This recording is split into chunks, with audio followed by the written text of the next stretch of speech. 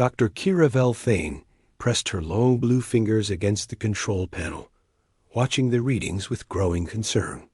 The communication array had been acting strange all morning, displaying error codes she had never seen before in her 20 years of service. The massive dish that reached toward the stars flickered with unusual energy patterns, casting dancing shadows across the control room walls.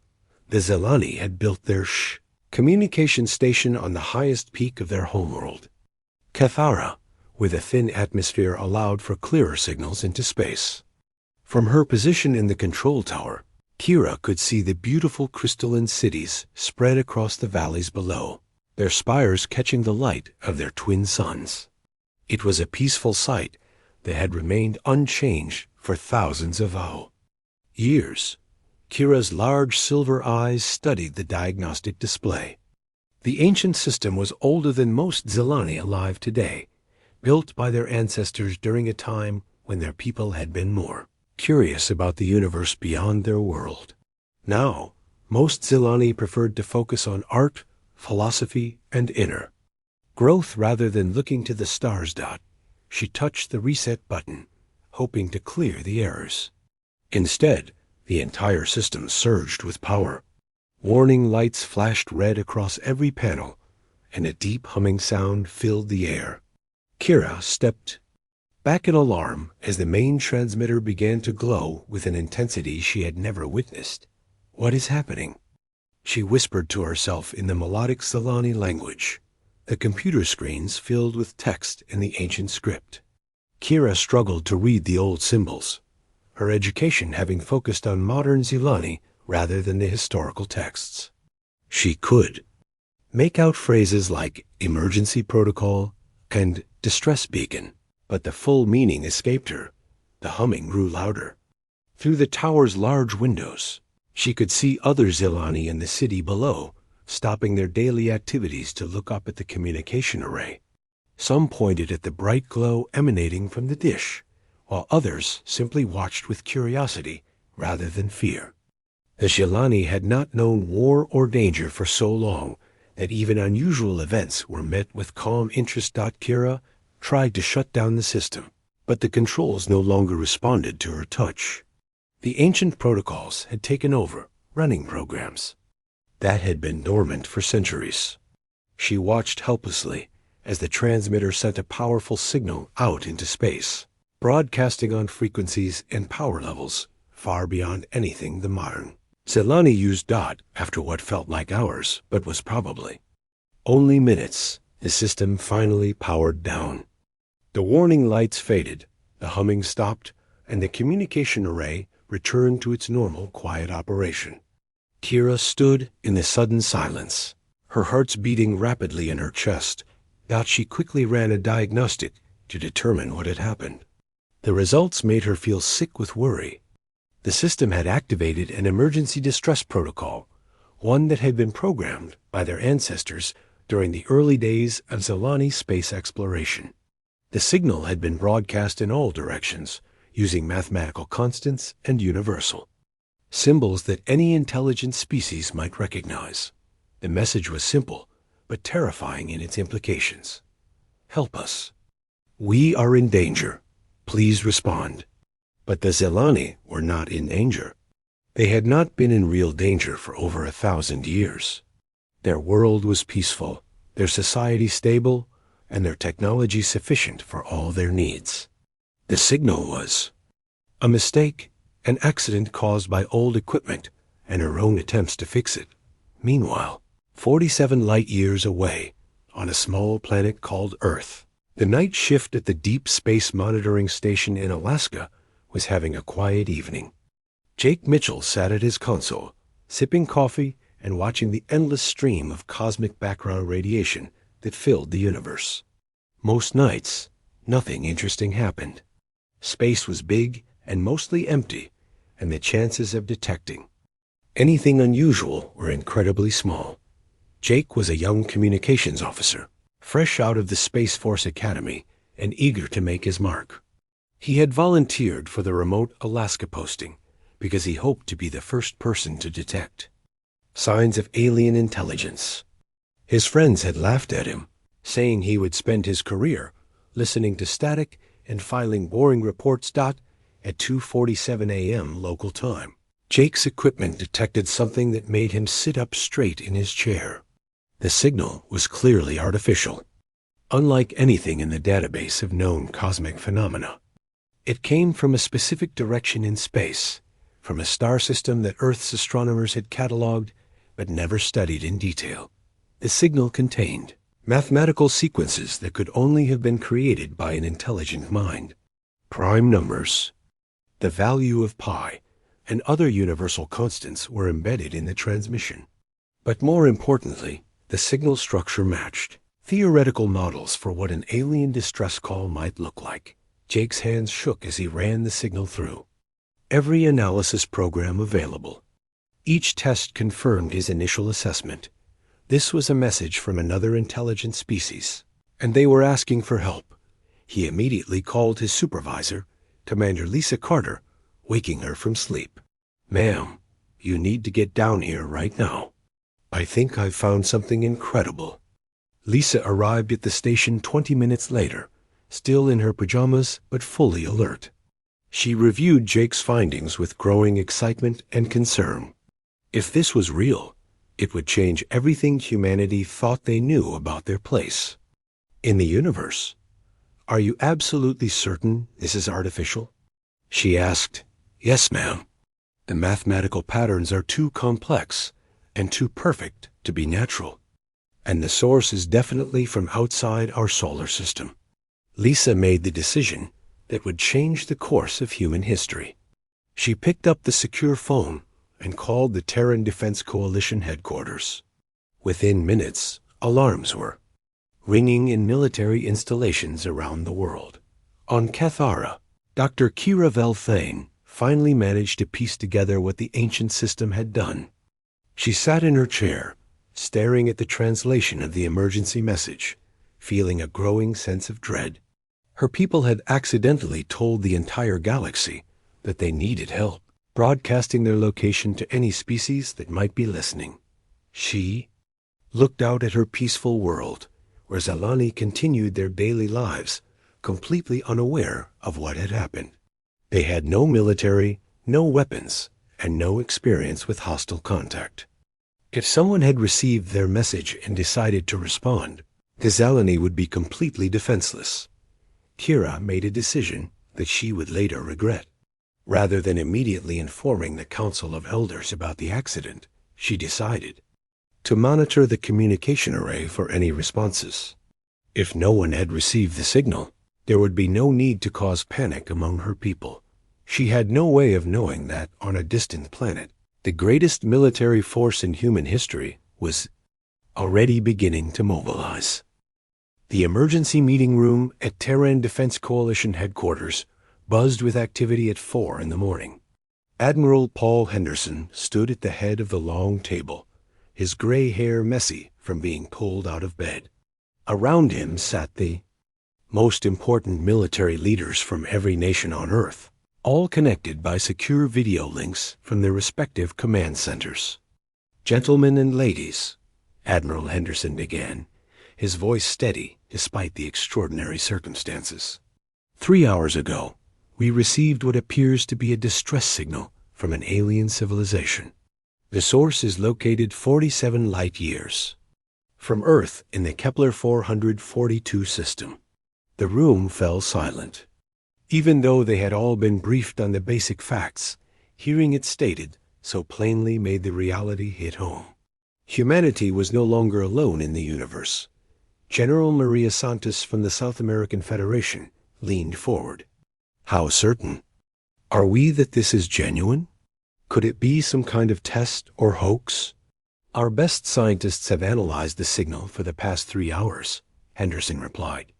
"The mathematical patterns are too complex for human technology to fake, and the transmission method uses principles we're only beginning to understand. This is real." On the main screen, the signal's decoded message appeared in simple text. "Help. U.S. We are in danger. Please respond." Below it, star charts showed the location of the alien world, uncomfortably close by galactic standards. What do we know about this star system? Asked Admiral Chun from the Pacific Fleet. Dr. Emma Rodriguez, Earth's leading astrophysicist, stood up to address the room. Kepler 442 is a G-type star similar to our Sun. We've identified at least 3 planets in the habitable zone, with one showing signs of water and atmosphere. Until now, we assumed it was just another potentially habitable world. The question is, Henderson continued, what do we do about it? We have confirmed contact with an alien species that claims to be in distress. As representatives of humanity, we have a moral obligation to respond. Captain Ryan Brooks, commander of the experimental starship UN's Vanguard, had been listening quietly from his position at the space dock. His ship was humanity's first vessel, capable of faster-than-light travel, though it had only been tested on short jumps within the solar system. Admiral, Brooks said, the Vanguard can make the journey, but it will take us approximately 2 weeks to reach their system. We have no idea what we'll find when we get there. That's exactly the problem, interrupted Colonel Jack Stone from the Marine Corps. We're talking about sending a single ship to investigate an unknown threat. For all we know, this could be a trap. Maybe these aliens are in distress because they're under attack by something even more dangerous. The room erupted in discussion. Some officers argued for caution, while others pushed for immediate action. The debate continued for over an hour, with no clear consensus emerging. Finally, Admiral Henderson raised his hand for silence. Here's what we're going to do. We will not send a single ship into the unknown. If we're going to respond to this distress call, we're going to do it properly. He turned to his aide, Commander Lisa Carter, who had been taking notes throughout the meeting. Lisa, I want you to coordinate with all fleet commanders. We're assembling the largest task force in human history. Over the next 48 hours, the greatest mobilization in human history began. Ships from every major space fleet converged on the staging area near Jupiter. The American UN's Vanguard would lead the force, accompanied by the British HMS Defiant, the Russian cosmonaut Gagarin, the Chinese Long March, and ships from dozens of other nations. Captain Brooks found himself in command of 12 advanced warships, 3 science vessels, and 2 massive carrier ships loaded with fighter craft. The total crew numbered over 8,000 people, representing the best of humanity's military and scientific personnel. Amy Clark, the Vanguard's chief navigator, worked around the clock to plot the course to the alien system. She was a brilliant young officer who had helped design the ship's navigation systems. Captain, she reported, I've calculated multiple jump points to minimize our travel time. We can reach the alien system in 12 days if we push the engines. In the engineering bay, Pete Davis supervised the loading of supplies and equipment. The chief engineer was a veteran of the Mars colonies, known for his ability to fix anything with spare parts and determination. We're packing enough supplies for 6 months, he told his crew. Whatever we find out there, we'll be ready for it. Dr. Sue Park, the fleet's chief medical officer, prepared for every possible scenario. Her medical bay was equipped to handle both human casualties and potential alien contact. We have no idea what their biology might be like, she explained. To her staff, we need to be ready for anything from treating injuries to preventing contamination. The communications specialist Tony Garcia spent his time studying the alien signal, trying to learn everything possible about their technology. Their transmission methods are incredible, he told anyone who would listen. They're using quantum entanglement principles we've only theorized about. As the fleet prepared for departure, debates continued about the mission's true purpose. Colonel Stone insisted on treating the situation as a potential military threat. We're flying blind into unknown space, he argued. These aliens could be hostile, or they could be bait for something worse. Captain Brooks maintained a more optimistic view. They asked for help, he said. If we can provide that help, we should. It's what defines us as human beings. The night. Before departure, Admiral Henderson addressed the entire fleet via video link. Tomorrow, we embark on humanity's greatest adventure. We go not as conquerors, but as helpers. We go to answer a call for aid from beings we've never met, on a world we've never seen. He paused, looking directly into the camera. Whatever we find out there, remember that you represent all of humanity. Your actions will determine how our species is remembered by the galaxy. Make us proud. The next morning, the largest fleet in human history engaged their faster-than-light drives and disappeared into the depths of space. Behind them, Earth continued its daily routine, most of its population unaware that first contact with alien life had already begun. In the cold darkness between stars, 12 warships and their escorts raced toward a distant world, carrying humanity's hopes and fears toward an uncertain destiny. None of them knew that their arrival would be seen not as rescue, but as invasion. Dr. Kira Velthane had not slept well in 3 days. Every few hours, she returned to the communication station to check for any signs that someone had received their accidental message. The ancient equipment hummed quietly, showing no indication of incoming signals or responses. She began to hope that maybe the distress call had simply disappeared into the vast emptiness of space. On the 4th day after the accident, Kira finally decided to tell someone about what had happened. She could not keep such an important secret any longer. The weight of her mistake was becoming too heavy to bear alone. The Council of Elders met in the Crystal Hall, a beautiful building made entirely of naturally grown crystals that had been shaped by generations of Zelani artists. The 5 eldest members of their society sat in a circle, with Elder Zithani Morthek at the center. His ancient face showed wisdom gained from over 300 years of life. Elder Morthek, Kira began, her voice shaking with nervousness. I have something important to tell the council.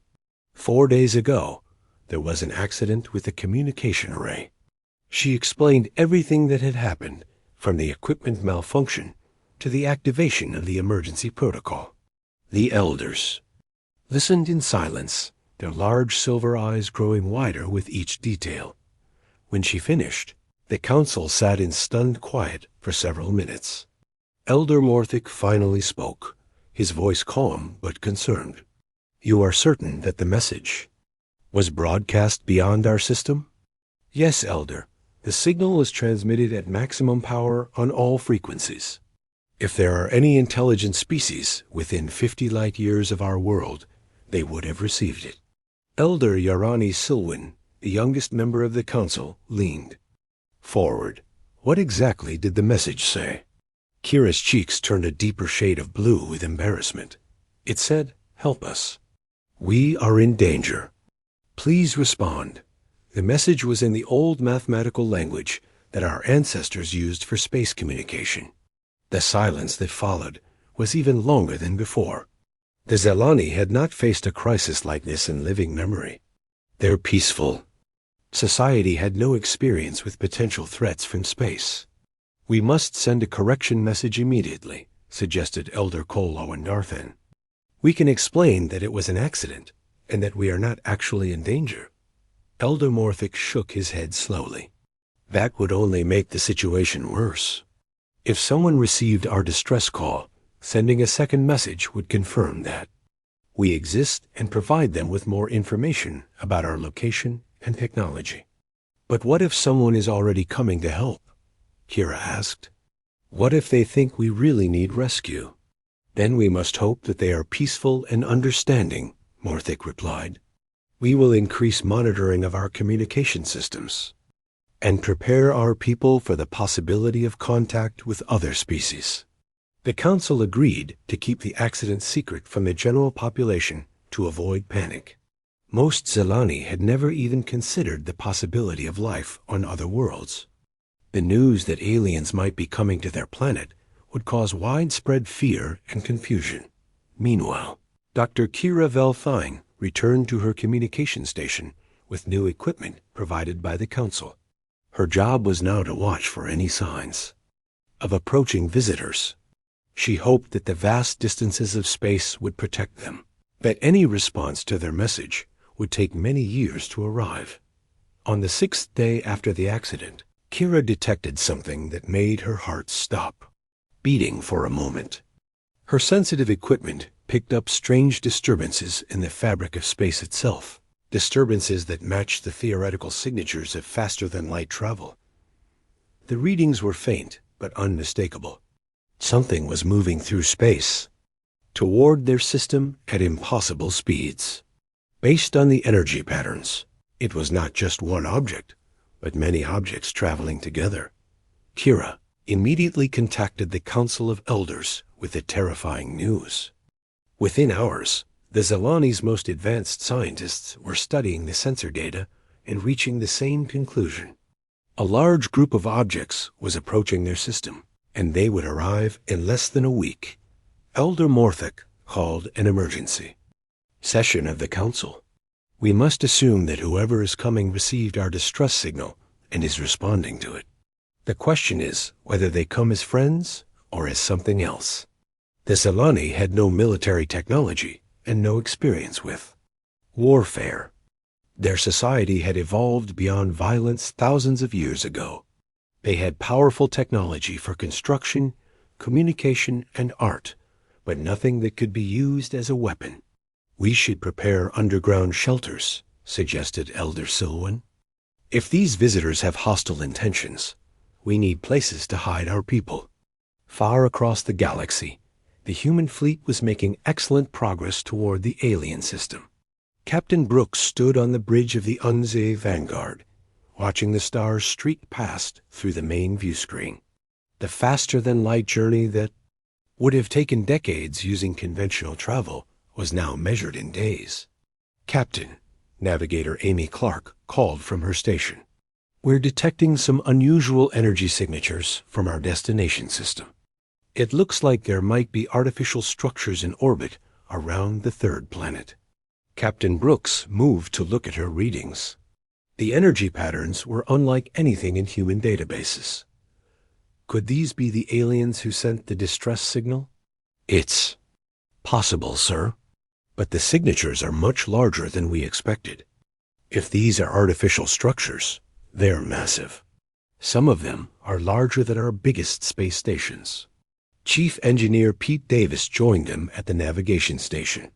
Captain, I'm reading some strange things too. Those energy patterns don't look like anything I've seen before.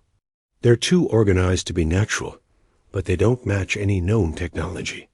In the communication center, Tony Garcia was monitoring all frequencies for additional signals from the alien world. Sir, I'm picking up some very faint transmissions from the system. They're using the same mathematical language as the distress signal, but I can't decode what they're saying. Colonel Jack Stone had been listening to the reports from the tactical station. Captain, I recommend we prepare for multiple scenarios. Those orbital structures could be defensive platforms or weapons arrays. We should be ready for anything. I understand your concern, Colonel, Brooks replied. But let's remember that we're responding to a distress call. These people asked for help. Deep in the ship's medical bay, Dr. Sue Park was preparing for potential contact with an alien species. She had no idea what their biology might be like or what kind of help they might need. Her medical team was ready for everything, from treating alien injuries to preventing the spread of unknown diseases. As the human fleet approached the edge of the alien system, long-range sensors began providing more detailed information. The third planet was definitely inhabited, with large cities visible on the surface and numerous artificial structures in orbit. Those orbital installations are enormous, Amy Clark reported. Some of them are over 10 kilometers long. I've never seen anything like them. What the humans did not know was that the orbital installations they were detecting were actually the Zelani's peaceful research stations and art galleries.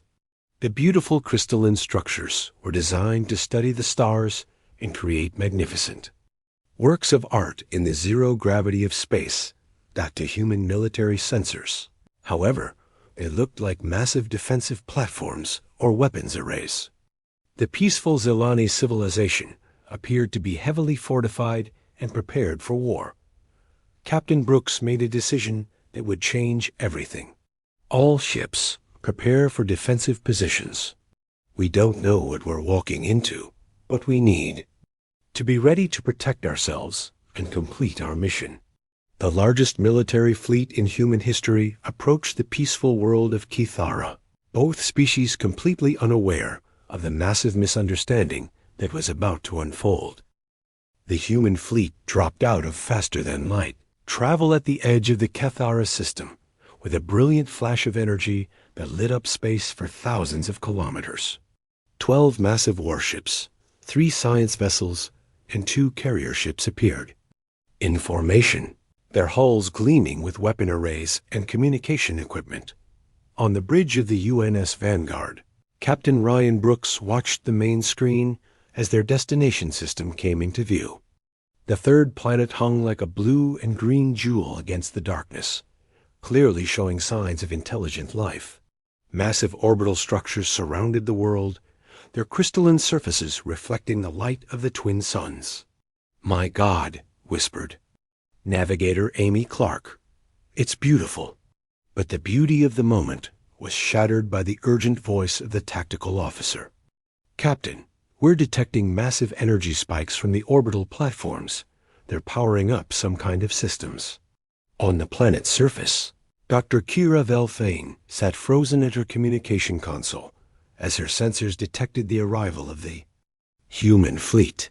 The energy signatures were enormous, far larger than anything the Zelani had ever built. Her hands shook as she counted the signals on her screen.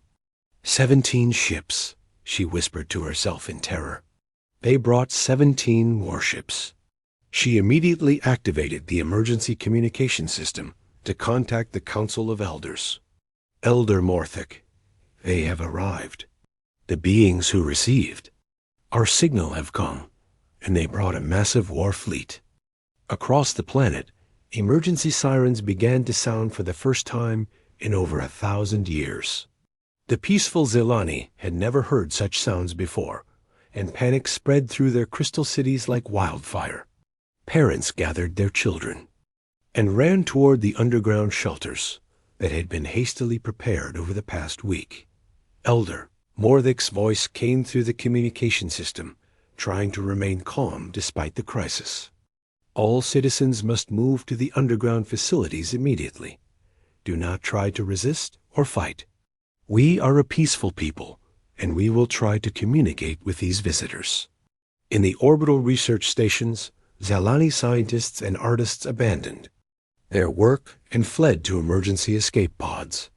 The beautiful crystalline structures that had taken decades to build were evacuated within hours, leaving them empty and glowing with automated systems to the human sensors. This looked like the aliens were preparing their orbital defense platforms for battle. The evacuation ships appeared to be military vessels, taking defensive positions. Colonel Jack Stone stood at the tactical station on the Vanguard, watching the alien movements with growing concern. "Captain, they're definitely responding to our arrival. Those platforms are all showing increased energy output, and we're detecting multiple small craft moving between them." Captain Brooks tried to remain calm, but the situation was clearly more complex than they had expected. "Any response to our communication attempts?" Communications specialist Tony Garcia shook his head in frustration. "I've been broadcasting on every frequency we know, using mathematical constants and simple symbols.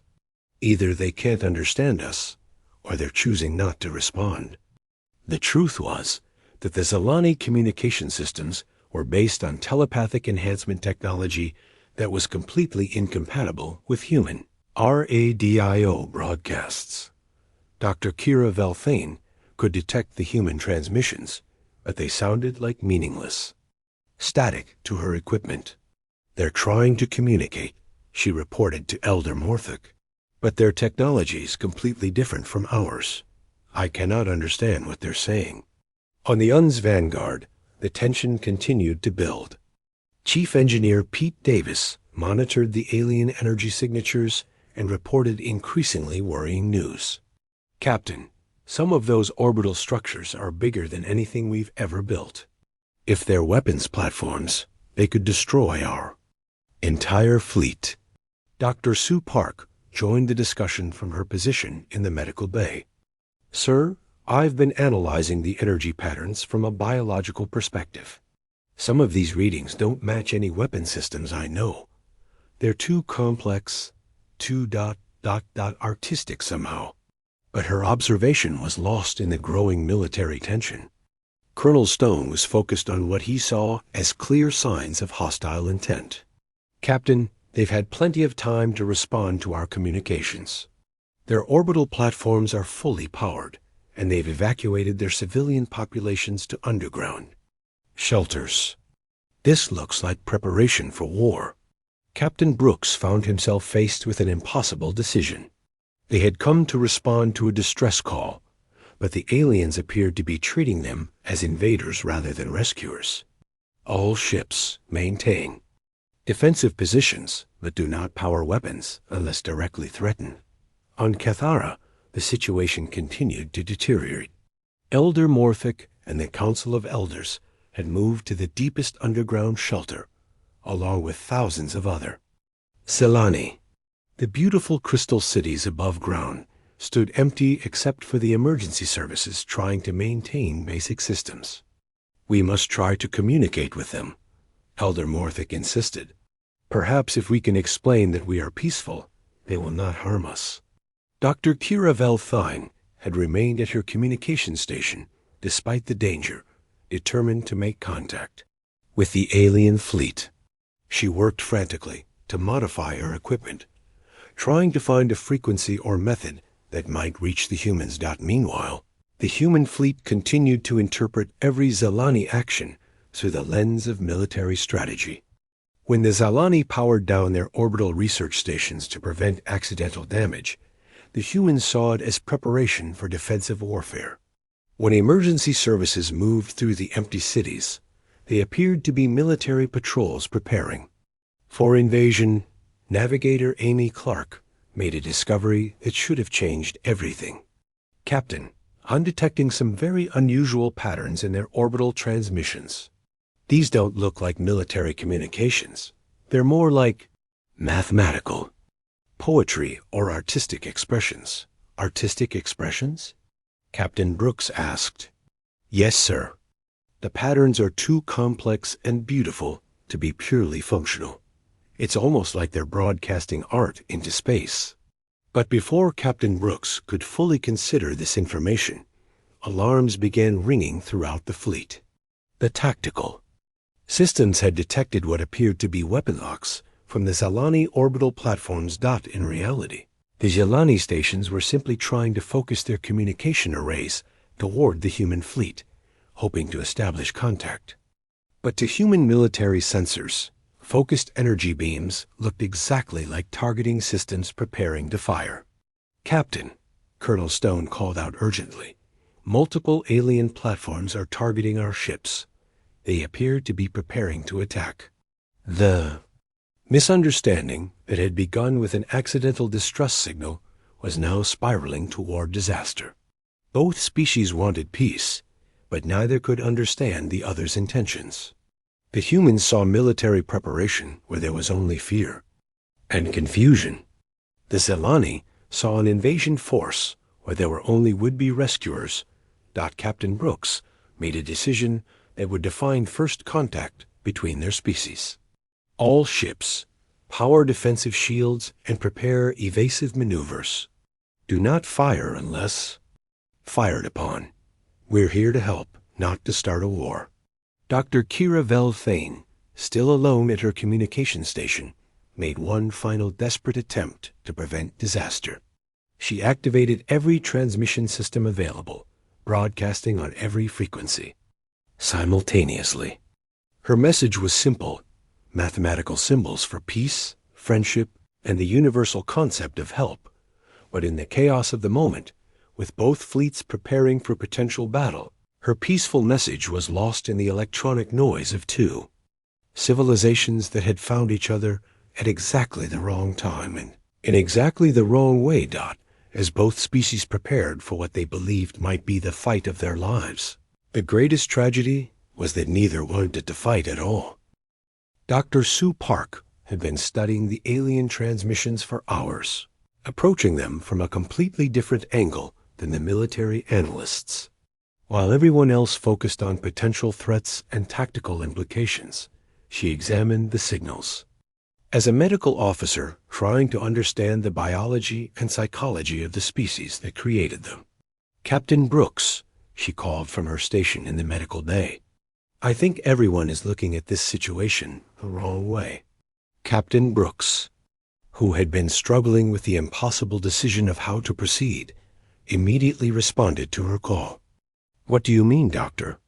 "I've been analyzing their transmissions using biological and psychological models instead of military ones. The patterns I'm seeing don't suggest aggression or preparation for war. They suggest fear, confusion, and desperate attempts at peaceful communication." She transferred her analysis to the main bridge screen. The complex wave patterns and mathematical sequences suddenly looked different when viewed through the lens of emotional expression rather than tactical planning. "Look at these frequency modulations," Dr. Park continued. "In human biology, similar patterns would indicate stress, anxiety, and peaceful intent. If these aliens have any similarity to human emotional responses, they're not preparing to attack us. They're terrified of us." Tony Garcia, who had been working desperately to establish communication, suddenly looked up from his station. "Doctor, that makes perfect sense.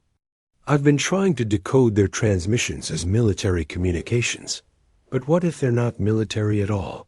He quickly reprogrammed his analysis software to look for artistic and mathematical patterns rather than tactical information. Within minutes, his screen filled with beautiful, complex sequences that clearly showed intelligent design and peaceful intent. "Captain," Tony said with excitement in his voice, "these aren't weapon signatures or battle communications. They're trying to send us art, mathematics, and what looks like universal symbols for peace." Captain Brooks felt a cold chill run down his spine as he realized what this might mean. "Are you saying we've been interpreting their peaceful attempts at communication as hostile actions?" "That's exactly what I'm saying, sir. And if we're misunderstanding them, they're probably misunderstanding us too."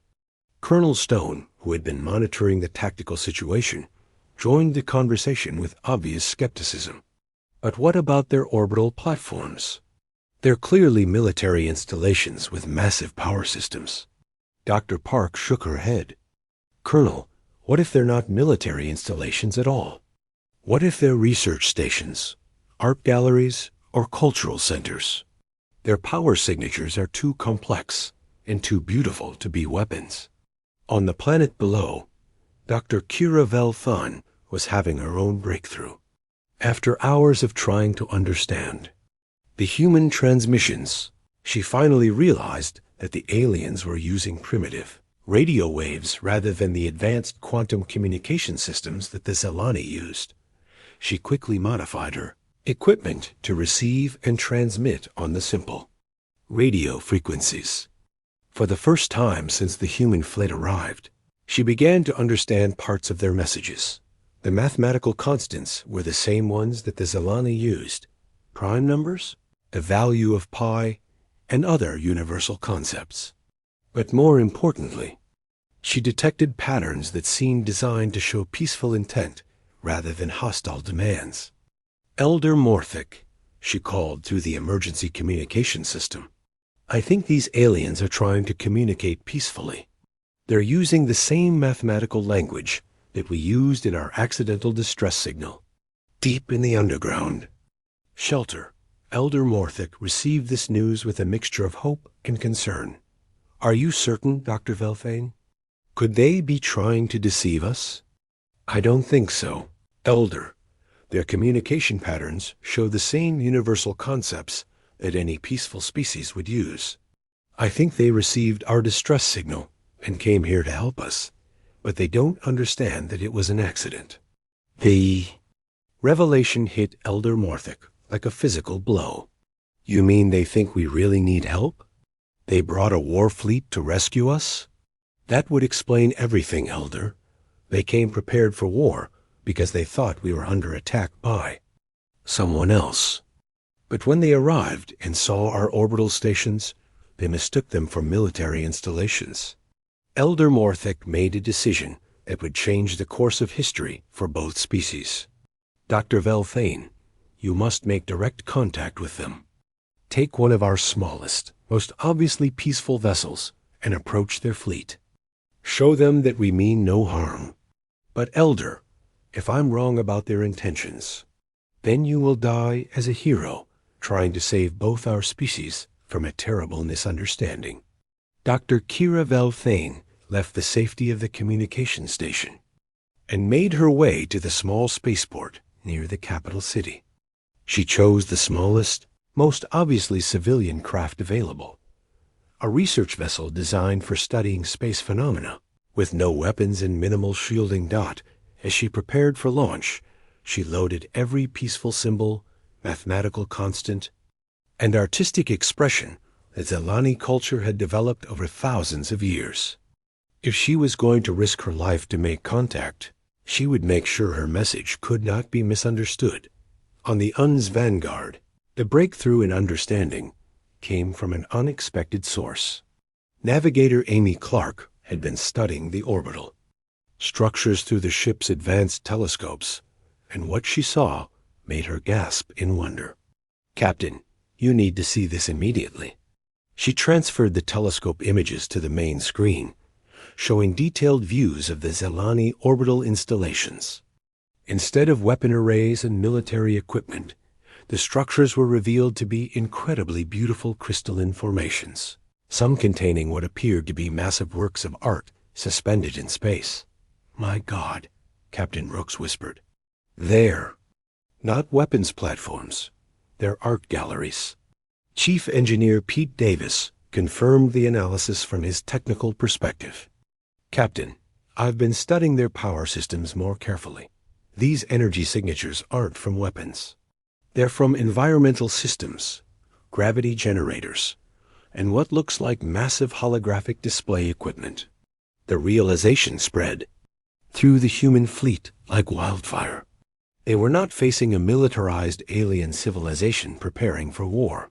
They were looking at a peaceful society that had created some of the most beautiful structures ever seen, suspended in the vacuum of space for no purpose other than artistic expression.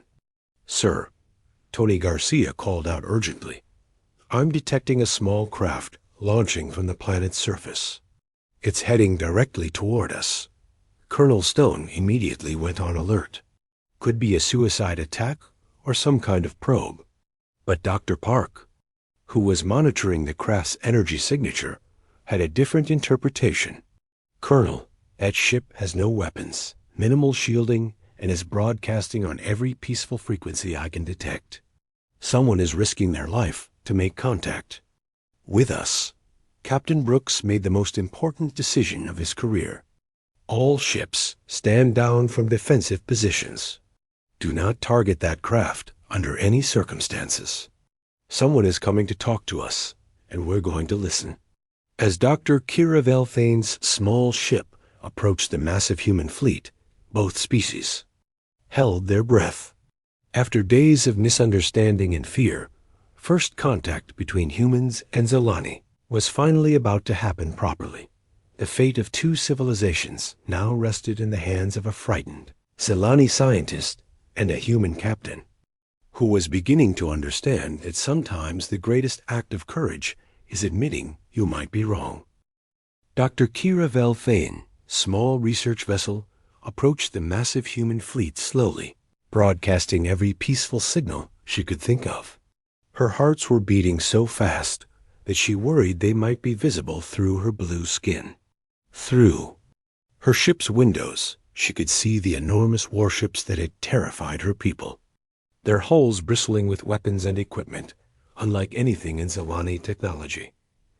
On the bridge of the UNS Vanguard, Captain Ryan Brooks watched the approaching craft with a mixture of hope and nervousness. The small ship was clearly not a threat to his fleet, but this moment would determine whether humanity's first contact with alien life would end in friendship or tragedy. "Tony, are you receiving anything from that ship?" he asked. Communications specialist Tony Garcia nodded enthusiastically. "Yes, sir. They're broadcasting mathematical sequences, artistic patterns, and what appear to be universal symbols for peace. The signal is incredibly complex and beautiful." Dr. Sue Park had joined the bridge crew to monitor the first contact from a medical perspective. "Captain, I'm detecting life signs from the alien vessel. It appears to be a single individual, and their biological readings suggest high stress, but no aggressive intent." As Kira's ship came within visual range, the human crew got their first look at the Zilani vessel. It was unlike anything they had ever seen, built from what appeared to be living crystal that grew in organic, flowing patterns. The ship itself was a work of art, clearly designed by a species that valued beauty as much as functionality. "It's incredible," whispered Navigator Amy Clark. "Their technology is completely different from ours, but it's absolutely beautiful." Captain Brooks made the decision to establish direct communication. "Tony, open a channel on all frequencies. Let's see if we can talk to them." Through her ship's communication system, Dr. Kira Velthane heard the human transmission for the first time clearly. The voice was different from any sound she had ever heard, but the mathematical patterns that accompanied it were unmistakably peaceful.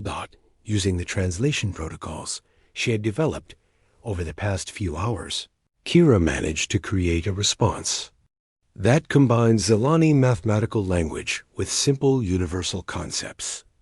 Her message was basic but clear. "We are peaceful. We do not want to fight. Please do not harm us."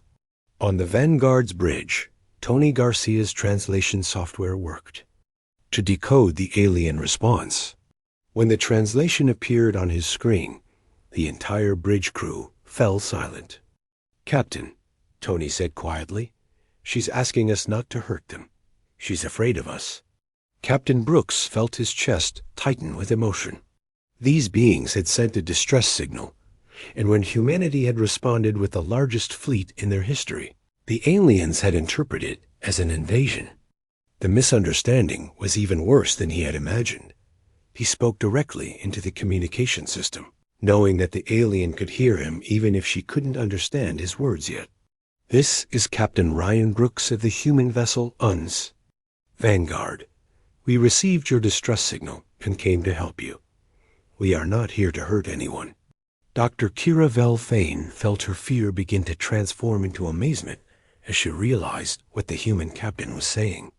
Through painstaking translation work, she managed to send back a longer message explaining the truth about their situation. "There was an accident," her translated message read. "We did not mean to send a distress signal. Our communication equipment malfunctioned and activated an old emergency protocol. We are not in danger. We are sorry for the mistake." The silence on the Vanguard's bridge lasted for nearly a minute as the full implications of this revelation sank in. They had mobilized the greatest fleet in human history, traveled 47 light years through space, and prepared for war, all in response to an accidental signal from a peaceful species who had never intended to contact anyone. Colonel Jack Stone was the first to speak. "So you're telling me that this entire crisis was caused by a broken radio?"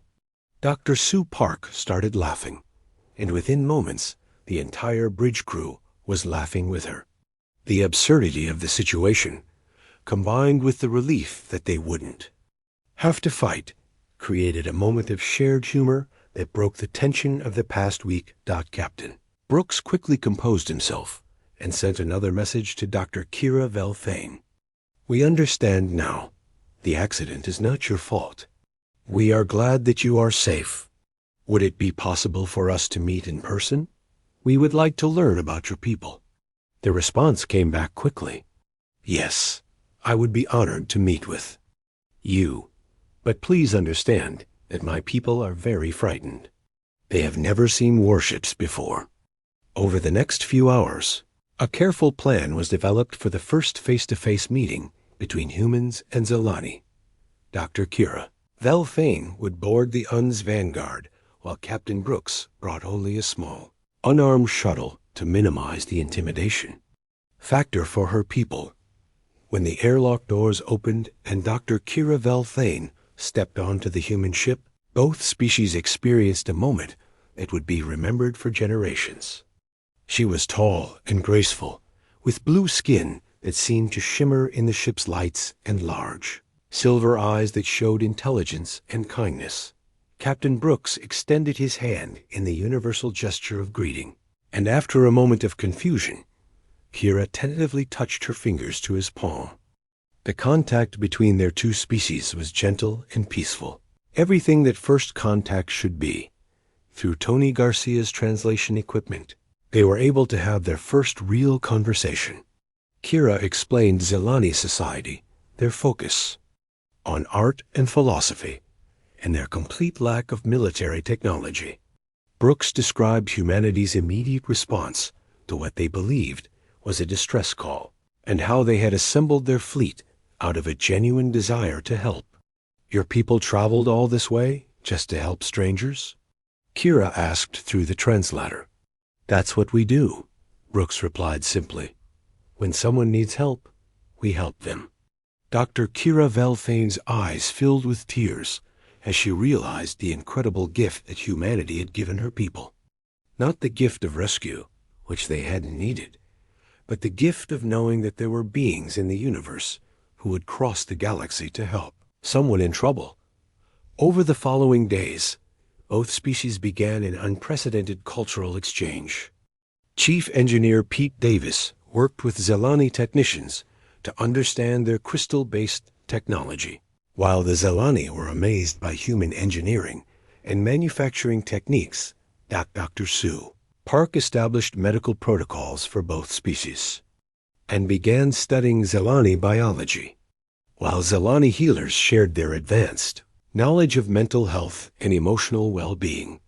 The orbital art galleries that had initially been mistaken for weapons platforms became gathering places where humans and Zelani collaborated on incredible artistic projects that combined both species. Creative traditions. Captain Brooks and Dr. Kira Velfane became close friends and the primary ambassadors for their respective species. Their friendship became a symbol of what was possible when different civilizations approached each other with open minds and peaceful intentions. The story concluded with the establishment of the first permanent human Zelani research station, a beautiful structure that combined human engineering with Zelani artistic sensibilities. The station orbited between both species' homeworlds, serving as a permanent reminder of their friendship. As the human fleet prepared to return to Earth with Zelani ambassadors aboard, both species reflected on how a simple accident had led to the most important moment in their histories. The accidental distress call that had nearly caused a war had instead created the foundation for a friendship that would span the stars. Dr. Kira Velfane and Jake Mitchell, the human who had first detected her signal, worked together to establish a permanent communication link between Earth and Cathara. Their collaboration ensured that future contact between their peoples would always be based on understanding and friendship rather than fear and misunderstanding. The greatest lesson learned by both species was that sometimes the most important discoveries happen by accident, and that the willingness to help others is one of the most valuable qualities any civilization can possess.